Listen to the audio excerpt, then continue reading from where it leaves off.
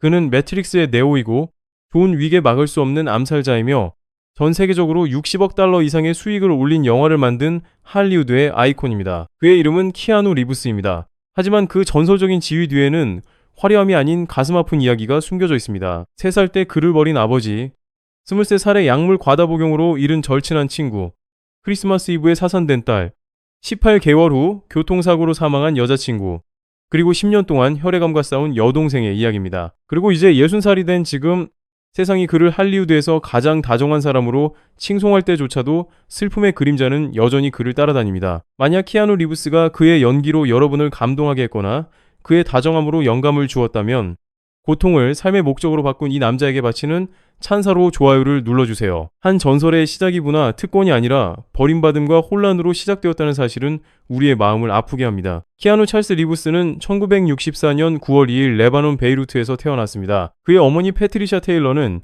영국 에식스 출신의 의상 디자이너이자 쇼걸이었고 아버지 세뮤얼 로울린 리브스 주니어는 하와이, 중국, 영국, 포르투갈 혈통의 지질학자였습니다. 그의 하와이식 이름은 산 위로 부는 시원한 미풍이라는 뜻인데 결코 평온하지 않았던 그의 어린 시절을 생각하면 시적인 아이러니가 아닐 수 없습니다. 키아누가 겨우 3살이었을 때 그의 아버지는 집을 나가 흔적도 없이 사라졌습니다. 그는 아무런 설명도 지원도 없이 뒤도 돌아보지 않은 채 어린 아들과 아내를 남겨두고 떠났습니다. 패트리샤는 낯선 땅에서 키아누와 1966년에 태어난 여동생 킴, 두 어린아이와 함께 홀로 남겨졌습니다. 그녀는 살아남기 위해 해야 할 일을 했습니다. 그녀는 짐을 꾸려 이사를 했습니다. 처음에는 호주 시드니로, 그 다음에는 미국 뉴욕으로, 마침내 캐나다 토론토로 옮겨 다녔지만 그들이 원했던 안정은 결코 찾아오지 않았습니다. 가난은 무자비했습니다. 패트리샤는 재혼하고 이혼했으며 다시 재혼하고 또 이혼하기를 반복했습니다. 키아누는 3명의 다른 새아버지들과 함께 자라야 했지만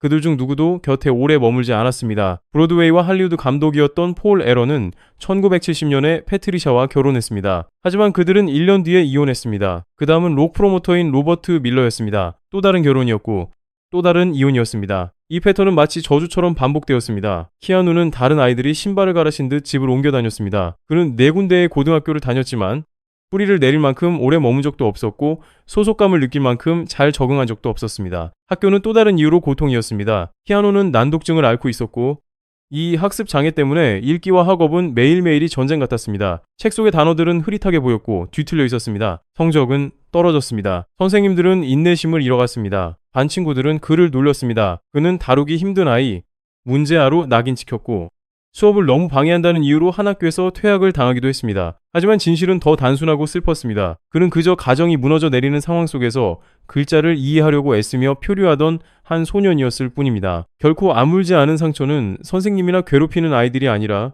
바로 자신의 아버지로부터 온 것이었습니다. 키아누가 13살이었을 때 아버지로부터 연락이 왔습니다. 그들이 서로 얼굴을 본 지 10년 만의 일이었습니다. 키아누는 아마도 화해를, 사과를 혹은 어떤 희망을 품고 하와이의 카와이 섬으로 날아갔습니다. 그들이 함께 보낸 마지막 날, 키아누는 훗날 이렇게 회상했습니다. 그들은 베란다에 앉아 어두운 하늘을 멍하니 바라보았습니다. 아버지는 그날 저녁 거의 아무 말도 하지 않았습니다. 다음날 아버지는 우리를 공항에 데려다 주었습니다. 그리고 우리는 10년 동안 그에게서 아무 소식도 듣지 못했습니다. 전화도, 편지도 아무것도 없었습니다. 그 침묵은 키아누의 가슴 속에 결코 완전히 채워질 수 없는 공허함을 새겨넣었습니다. 수년 후 아버지에 관한 질문을 받았을 때 키아누의 목소리는 떨렸습니다. 나와 우리 아빠의 이야기는 꽤 무겁습니다. 그는 고백했습니다. 그건 고통과 비애, 상실, 그리고 그런 모든 것들로 가득 차 있습니다. 그의 아버지는 훗날 코카인과 헤로인 소지 혐의로 체포되어 10년의 징역형을 선고받게 됩니다. 다시 연락하고 싶냐는 질문에 키아누의 대답은 차분했지만 단호했습니다. 그것은 그의 삶입니다. 저는 그저 그가 잘 지내기를 바랍니다.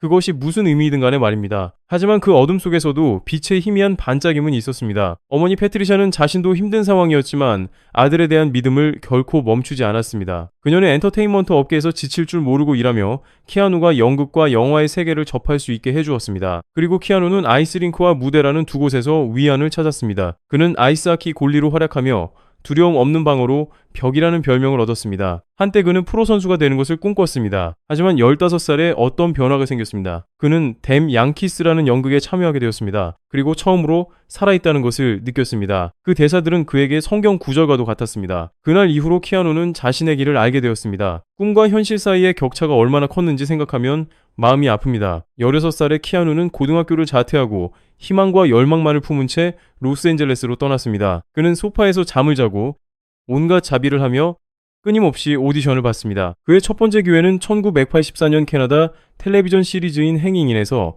작은 역할을 맡으며 찾아왔습니다. 그 다음은 코카콜라 광고였습니다. 그리고 단편 영화가 이어졌습니다. 각각의 발걸음은 작고 보잘것없으며 쉽게 잊힐 만한 것들이었습니다. 하지만 키아누는 계속 나아갔습니다. 그의 에이전트들은 이름을 바꾸라고 말했습니다. 그들은 키아누라는 이름이 너무 이국적이고 발음하기 어렵다고 했습니다. 짧은 기간 동안 그는 케이시 리브스라는 이름으로 활동하며 자신을 원하지 않는 업계에 맞추기 위해 자기 자신의 일부를 지웠습니다. 하지만 결국 그는 자신을 숨기는 것을 그만두었습니다. 그는 다시 키아누로 돌아왔습니다. 그들이 자신을 받아주지 않는다면 다른 길을 찾겠다고 생각했습니다. 1986년 그는 스포츠 드라마 영블러드에서 하키골리 역할을 맡았고 그것은 마치 고향에 돌아온 것 같은 편안한 역할이었습니다. 그 다음은 1987년 개봉한 리버스 엣지로 그의 넓은 연기 스펙트럼을 보여준 어두운 범죄 드라마였습니다. 평론가들이 주목했고 감독들이 눈여겨보았습니다. 어느새 키아누는 더 이상 고군분투하는 무명 배우가 아니었습니다. 그는 지켜볼 만한 가치가 있는 사람이 되었습니다. 그리고 모든 것을 바꾼 역할이 찾아왔습니다. 1989년 키아누는 컬트 클래식이 된 엉뚱한 시간 여행 코미디 엑설런트 어드벤처에서 테드 역을 맡았습니다. 관객들은 그의 매력과 순수함, 그리고 전염성 있는 즐거움에 사랑에 빠졌습니다. 이 영화는 $4천만 이상의 수익을 올리며 큰 성공을 거두었습니다. 너무 이국적이고, 너무 다르고, 너무 망가졌다는 말을 듣던 소년 키아누는 이제 스타가 되었습니다. 태어나서 처음으로 그에게 돈이 생겼습니다. 처음으로 그에게 선택권이 주어졌습니다. 저는 오늘 밤 다시 태어났습니다.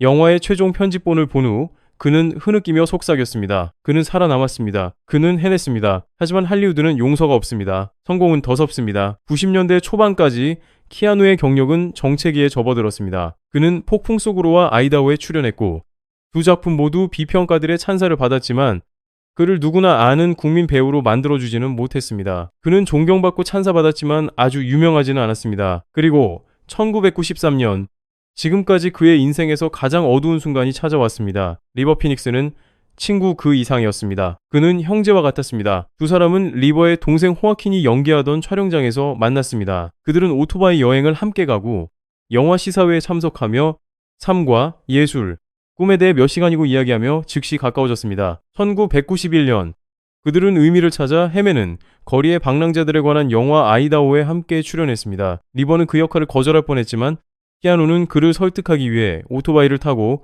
토론토에서 플로리다까지 1300마일을 달려갔습니다. 키아누가 자신도 그 영화에 출연하겠다고 약속한 후에야 리버는 동의했습니다. 그들은 세트장에서 몇 주를 보내며 결코 깨지지 않을 것 같은 우정을 쌓았습니다. 1993년 10월 31일 리버 피닉스는 할리우드 나이트클럽 밖에서 약물 과다 복용으로 사망했습니다. 그의 나이는 23살이었습니다. 키아누는 산드라 블록과 영화 스피드를 촬영하던 중 그 소식을 들었습니다. 그는 오랫동안 움직이지 않았습니다. 그는 그저 텅 빈 얼굴로 공허한 눈빛을 한 채 그곳에 서 있었습니다. 산드라 블록은 훗날 이렇게 말했습니다. 저는 키아누가 얼마나 슬퍼하는지 보았고 그는 정말 친구를 위해 깊이 슬퍼했습니다. 그는 사생활을 아주 중요시하는 사람이지만 그것만큼은 숨길 수 없었고 저런 남자가 저토록 슬퍼할 수 있다는 것을 보면서 저는 생각했습니다.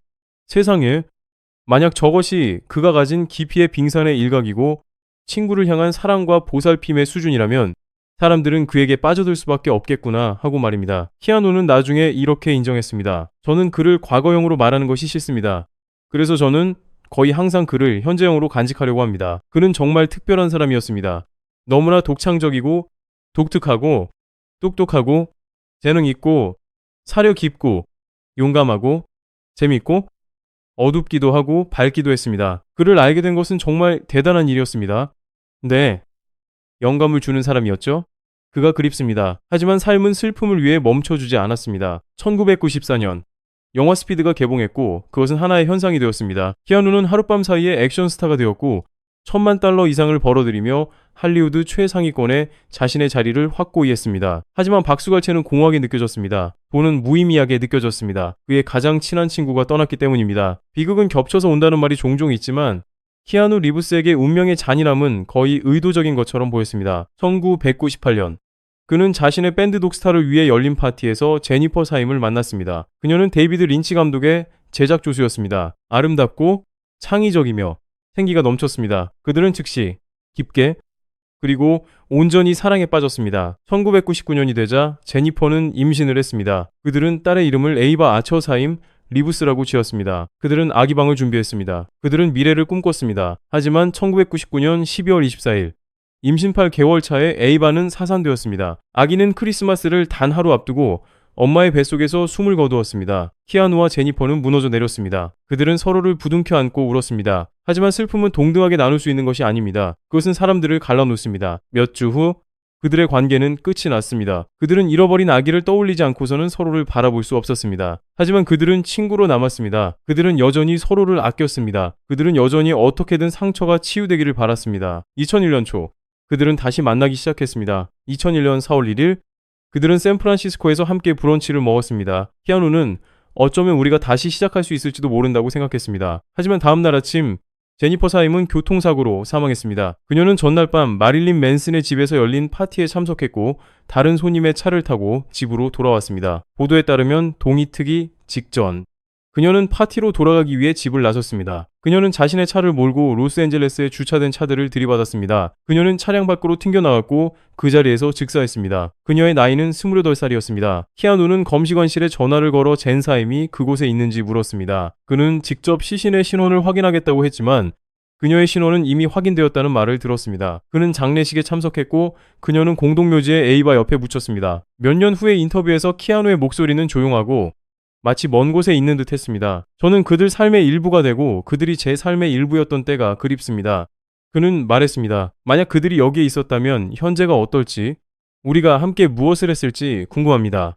저는 절대 이루어지지 않을 그 모든 멋진 일들이 그립습니다. 그리고 그는 덧붙였습니다. 슬픔은 모양을 바꿀 뿐 결코 끝나지 않습니다. 사람들은 슬픔을 이겨내고 이제 다 끝났어. 난 괜찮아졌어. 라고 말할 수 있다는 오해를 합니다. 그들은 틀렸습니다. 사랑하는 사람들이 떠나면 당신은 혼자가 됩니다. 그럼에도 불구하고 그 깊은 외로움 속에서도 키아누는 물러서지 않았습니다. 그는 자취를 감출 수도 있었습니다. 포기할 수도 있었지만 여동생이 그를 필요로 했기 때문에 그러지 않았습니다. 1991년 연기 데뷔를 앞두고 있던 킴 리브스는 치명적인 혈액암인 백혈병 진단을 받았습니다. 그녀의 나이는 25살이었습니다. 이후 10년 동안 그녀는 자신이 가진 모든 것을 쏟아부어 병과 싸워야 했습니다. 그리고 그 모든 시간 동안 키아누는 그녀의 곁에 있었습니다. 그는 집을 팔고 그녀의 곁으로 이사했습니다. 그는 동생을 위해 요리를 했습니다. 집을 청소했습니다. 그녀의 약을 챙겼습니다. 병실에서 그녀의 손을 잡아주었습니다. 그는 동생을 살릴 수 있는 치료법, 요법, 실험용 약물 등 무엇이든 수백만 달러를 아낌없이 썼습니다. 보도에 따르면 그는 매트릭스에서 받은 출연료 4,500만 달러의 70%, 즉 약 3,150만 달러를 백혈병 연구에 기부했습니다. 킴은 훗날 이렇게 말했습니다. 오빠는 내가 하는 모든 단어 뒤에 쉼표까지 귀 기울여 들어줍니다. 키아누는 결코 곁을 떠나지 않았습니다. 그는 결코 포기하지 않았습니다. 그리고 1999년 길고 긴 8년의 시간 끝에 킴의 병세는 호전되었습니다. 그녀가 살아남은 것입니다. 키아누는 또한 사설함 자선단체를 설립했지만 거기에 자신의 이름을 붙이는 것을 거부했습니다. 그는 2009년 인터뷰에서 이렇게 말했습니다. 저에게는 5, 6년 동안 운영해온 개인 재단이 있습니다. 그곳은 몇몇 어린이 병원과 암 연구를 지원합니다. 저는 제 이름을 앞세우고 싶지 않습니다. 그저 재단이 해야 할 일을 하도록 둘 뿐입니다. 이제 60살이 된 키아누 리브스는 회복력에 살아있는 증거로 서 있습니다. 그의 순자산은 3억 8천만 달러로 추정됩니다. 그는 로스앤젤레스에서 가장 고급스러운 동네 중 한 곳에 870만 달러 가치의 집을 소유하고 있습니다. 그는 맞춤형 오토바이 회사를 공동 설립했습니다. 연인 알렉산드라 그랜트와 함께 출판사도 공동 설립했습니다. 그는 70편이 넘는 영화에 출연하여 전세계 누적 박스오피스 수익 66억 달러를 넘어섰습니다. 하지만 그를 정의하는 것은 그가 가진 것이 아니라 그가 베푸는 것입니다. 그는 집을 잃고 울고 있는 한 노숙자 여성의 이야기를 우연히 듣고 2만 달러를 기부했습니다. 매트릭스 리로디드의 스턴트맨 12명에게는 할리 데이비슨 오토바이를 선물했습니다. 존 윅포 스턴트 팀에게는 이름이 새겨진 롤렉스 시계를 선물했습니다. 그는 대중교통을 이용합니다. 소박한 식당에서 밥을 먹습니다. 모든 스태프를 존중하고 친절하게 대합니다. 2018년 키아누는 시각 예술가이자 오랜 파트너인 알렉산드라 그랜트를 만났습니다. 그들은 2009년부터 함께 작업해왔지만 그들의 우정은 더 깊은 관계로 피어났습니다. 2019년 11월 그들은 연인 관계임을 공개했습니다. 알렉산드라는 키아누가 그녀의 삶에 평온과 행복을 가져다 준다고 말했습니다. 그들과 가까운 친구들은 두 사람이 독서, 여행, 함께 예술작품 만들기 등 소박한 것들을 즐긴다고 말합니다. 키아누는 이렇게 말한 적이 있습니다. 박수갈채는 희미해지고 트로피엔 먼지가 쌓입니다. 하지만 당신이 사랑하는 사람들, 당신이 어루만진 삶들, 당신이 베푼 친절은 영원히 남습니다. 아버지에게 버림받은 3살짜리 아이에서 수백만 명에게 사랑받는 60살의 남자가 되기까지 키아누 리브스는 불길을 헤쳐나와 온전한 존재로 거듭났습니다. 그의 삶은 슬픔이 끝나지 않는 것처럼 사랑 또한 끝나지 않는다는 것을 우리에게 가르쳐줍니다. 관대함 없는 성공은 아무 의미가 없다는 것을 말입니다. 한 사람의 가치는 그가 가진 부가 아니라 다른 사람들을 기꺼이 끌어올리려는 마음에 있다는 것을 말입니다. 이 이야기가 여러분의 마음에 와닿았다면 아래에 찬사를 남겨주세요. 그리고 오늘 밤 여러분의 삶이 어디에 있든 견뎌낼 수 있는 힘과 사랑할 수 있는 용기, 베풀 수 있는 은혜가 함께하기를 축복합니다.